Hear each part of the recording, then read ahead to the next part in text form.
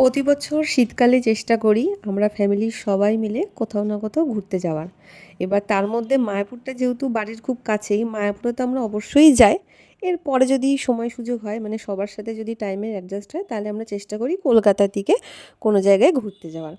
তো আজকে যেমন মায়াপুরে এসেছিলাম, তো প্রথমেই আমরা গিয়ে আগেরবার যেমন কুপনটা পাইনি, শীতকাল তো এই সময় খুব ভিড় হয়, আগে গিয়েই ওই জন্য কুপনটা কেটে নিয়েছিলাম।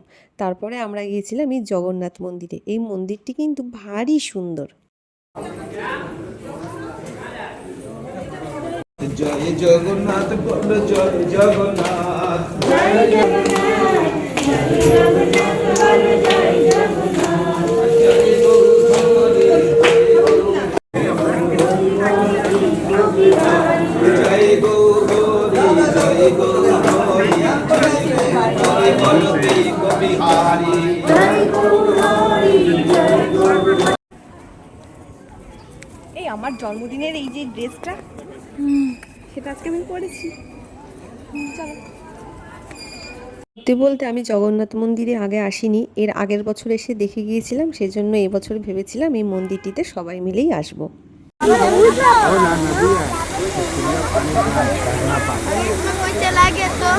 বাবারে কি ভিড় গো, মা ছুটছে, বাবা কত লাইন টপকে আসলাম। বোন আয় আয় আয় আয়, তাড়াতাড়ি আয় তাড়াতাড়ি আয়, টাকা পাবো না, বিশাল ভিড় শীতকাল না। ওরে বাবা রে, আমরা তো খুব হুটোপাটা করে আসলাম।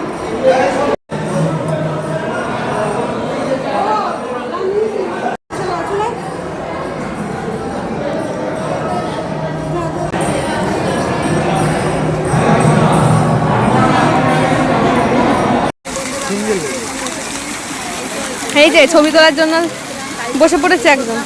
সত্যি বলতে প্ল্যান মতো করলে সব কিছুই আমি দেখেছি খুব ভালো হয়। আজকে দারুণ সময় কেটেছে, মানে একদম সময় মতো আমরা কুপন পেয়েছি, খাবারও পেয়েছি, প্রসাদ মানে এত সুন্দর পেয়েছি প্রসাদ, খুবই সুন্দর। এই তো এবার মাঠে বসে একটু কমলালেবু খাবো। এবার কিছু ফটো তো তুলতেই হবে, এত সুন্দর জায়গায় এসে ফটো না তুললে তো পুরো ইনকমপ্লিট। মায়াপুর ঘোরা সার্থক হলো। ও মা গো কি সুন্দর, দারুণ। জানো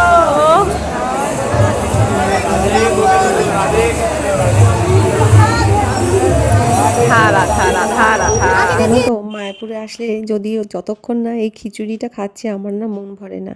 সত্যি আজকে রাধামা সব ইচ্ছা পূর্ণ করেছে।